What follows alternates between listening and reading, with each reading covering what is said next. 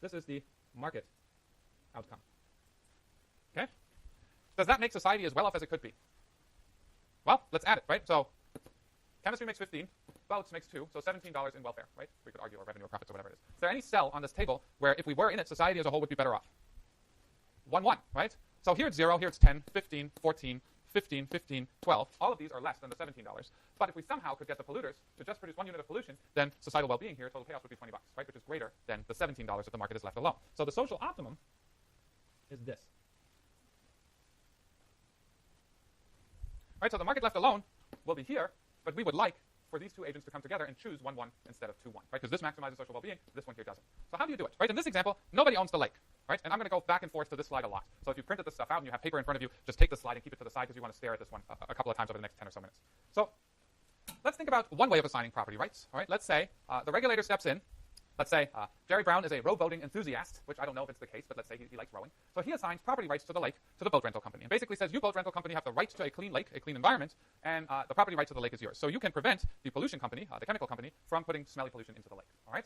So what's the pollution company's issue now, right? It can no longer just dump into the lake unless it gets the permission from the boating company that it may actually use the lake for its dumping activities, right? It sits there and it can't produce. So what's the chemical company do? Well, as it says on bullet number 3, I believe, I don't see well out of this eye, but I think that's what it is, it's going to think about, can I somehow make it worth the boating company's while to let me pollute 1 or 2 units, right? So what it's going to do is it's going to see if it can somehow make the boating company better off than it is if the boating company were to just maximize its profits. So I never get this across quite as clearly as I want to, so let me use my table again. Okay? So the only way the chemical company can now get to row 1 or row 2 right here is if the boating company lets it, all right? So if the boating company says, okay, I'm going to forbid the chemical company from polluting, I'm going to maximize my profit by renting 2 boats, right? And having 0 pollution, so I'm going to make $15. I'm just going to prevent the boating company from actually producing. But then the chemical company looks at it and says, interesting. Can I somehow make the boating company even better off than at $15 right here? Can I somehow make it make $16 or $17 or $18, and I at the same time make more than $0? So how about if I emit 1 ton of pollution, but I don't keep these $10 completely, right? I take, let's say $6. Heck, it's a sunny day. $7 of my $10 right here, and I hand them over to the boating company. How much does the boating company now make? 17, right? How much does the chemical firm make? 3, right? So the boating company is now better off, right? It makes $17 instead of $15, and the chemical firm now makes $3 instead of $0. And where are we? Well, if we left, if we didn't allow firms to bargain here, what the boating company would do, it would just produce this amount, right? Total welfare of $15, versus if we let the chemical firm pay the boating company whatever transfer payment it wants, we are at a 3 plus 17 outcome where social welfare is now maximized. Note that the only thing the government has done is it has stepped in and it has provided the boating company with the right to use the lake. It's just assigned property rights. And it says, boating company, you do with this lake as you wish, right? We achieve a social optimum, right? So this says it here because I can't ever quite get the words to come out of my mouth in a way that makes a lot of sense, but I'm going to call it a bribe here, right? So the largest bribe the chemical company will pay has to leave it with a positive profit, right? So it's not clear what the exact payment is going to be, but it's got to be bigger than $5, right? And it can't be more than $10. So here I just pick the middle, which is $7. So if you write this payoff table in the way we've done it here, where I'm going to assume that a $7 transfer payment is made here, what you're going to see is let me make this clear. Speak slowly, Max. I know it's the end of the semester and everybody's like, 2 more lectures. I can do it. But I shouldn't rush. So what this table is exactly what we've just talked through. I've just put the bribe already into the table now. Right? So what I'm going to assume here is the chemical company is prepared to pay $7 per unit of pollution to the boat company. Right? So if you go back to your other table here, so here for 1 unit, the chemical company pays $7 if it's $10 to the boat company. So this is going to turn into 3. This is going to turn into a 7. This is going to turn into a 3. This into a 17. This again into a 3. And this here into a 12. If the chemical company pays $7 per ton for 2 units, right? It pays 2 times 7, so 15 minus 14, so this would be a 1 and a 14, a 1 and a 16, and a 1 and an 11, right? So $7 per ton paid, and we've just done the reassignment in the table. So what does that table look like? It looks like this, right? What this looks like is pretty neat in the sense that we're going to get to, hold on 1 second here. Yep, got it.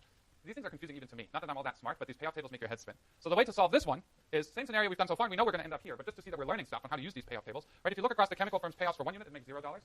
For 0 units, it makes $0. For 1 unit, it makes $3 in profits. For 2 units, it makes $1 in profit. So now the dominant choice here is going to be producing 1 unit, right? Because $3 in profits are greater than 1 unit and are greater than 0 units. So now the boat company knows we're in row 1 here, so it just looks at its payoffs, 12, 17, 7. 17 is the highest payoff, so we end up in the 1, 1 column. Right? This is the exact same thing I walked you through earlier, just rewriting the payoff table and starting with the payoff table, the redesigned payoff table in scratch. But here now, what happens? Right? There's nobody that nudges these firms. Right? This here is the social optimum and the private choice. Right? This is pretty amazing. Is firms will figure out that they want to be here, and it also happens to be the social optimum. So all you do is you assign property rights, and these firms will end up exactly what the socially optimal point is. Versus in the world of unassigned property rights, 2 slides ago, right? Firms left alone, they will end up here when the social optimum is here. So the only difference between this slide and the one we just did is the assignment of property rights. I find this really, truly exciting. I could nerd out over this stuff for many dinner parties. Don't ever come over to my house for dinner. And if you do, talk to my wife. She's much more interesting. Okay, so what about the other way around? Why do the boat people have to get the right to the lake? What about the chemistry people? Well, okay, let's do it the other way around, right? Let's give the right to pollute to the firm. This happens all the time. So what we're now going to get is the right to the lake is now given by the government to the chemical company. So what happens? Well, now it goes the other way around, right? So the chemical firm can just pollute however much it wants, and the boat people can sort of bribe the chemical company into reducing its pollution. So let's look at that again for our first table here, right? So it's clearly optimal for the chemical company, if it owns the lake, to produce 2 units worth of pollution.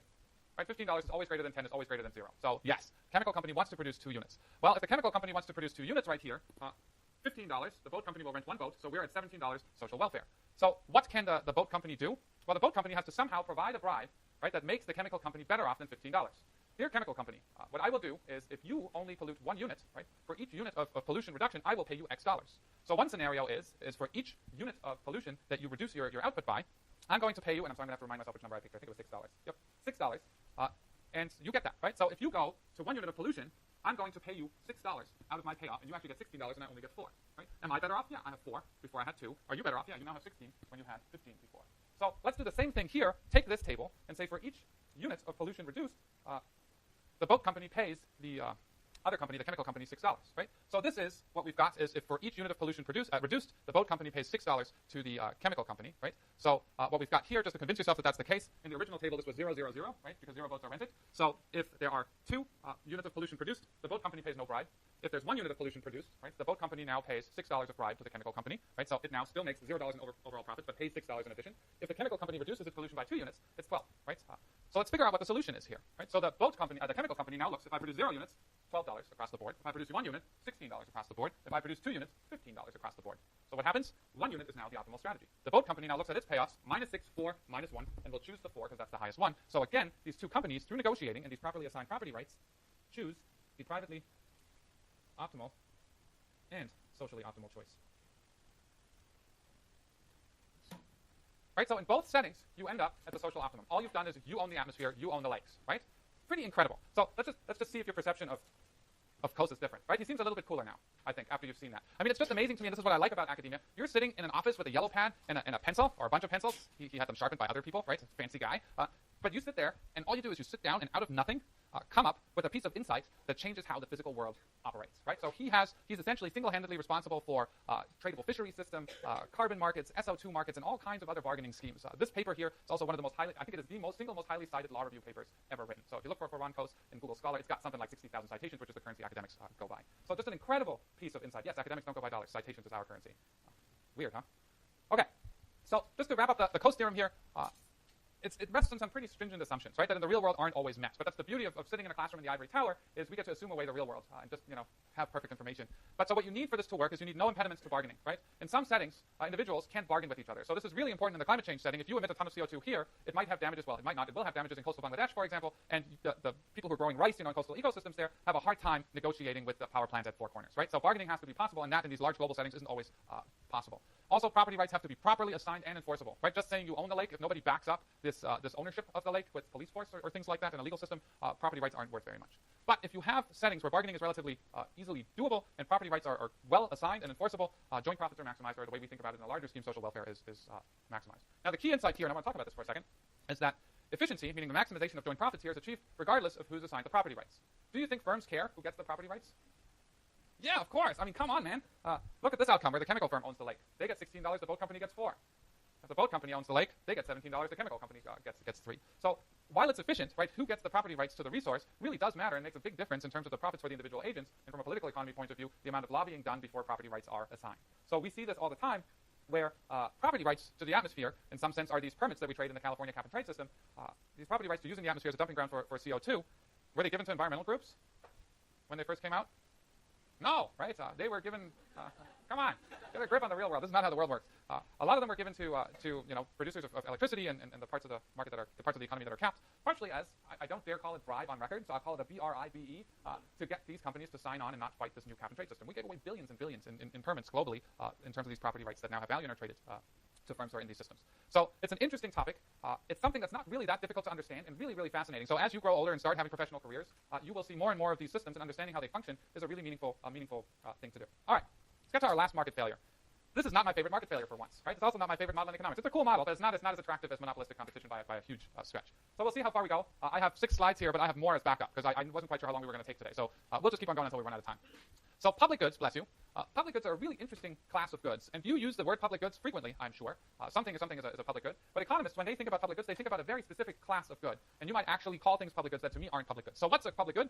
It's a commodity or a service, right? It could be a physical object, or it could be a service that somebody provides, whose consumption by one person doesn't preclude others from also consuming it. It is by definition non-rival and non-excludable. So non-rival means if I consume some of it, there's the same amount left over after I've consumed it for everybody else to consume.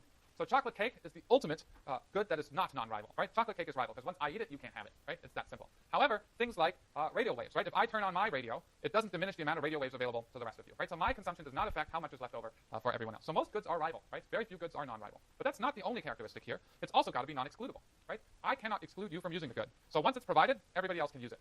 So think about, regular public radio.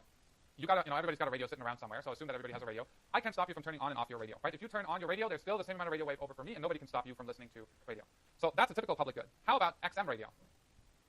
Is it non-rival? Yeah, it's non-rival, right? Everybody can turn on their little fancy satellite radio that comes with your new car, and then you don't renew your subscription. But is it non-excludable? Well, you have to subscribe to it. It's excludable, right? So if there's a technical way to exclude you from consumption, then the good is excludable. So we're really thinking about a class of goods that are non-rival and non-excludable. It's not either or, it's and. So non-rival, non-excludable. Now here's a set of goods that have sort of strange characteristics, but you can think of splitting the world. This is an ugly table. I got to make this table prettier next year. But you can break the set of goods and services that individuals consume worldwide into 4 classes, right? So on the Y dimension here, I've split them up into rival versus non-rival, and in the X-axis here, whether they're excludable or non-excludable. So if the good is excludable, you can prevent me from taking your surface, right? And you're using it prevents me from using it because you're using it. We can't both use it at the same time, right? So if it's rival and excludable, it's a private good, right? Most goods that you consume are private.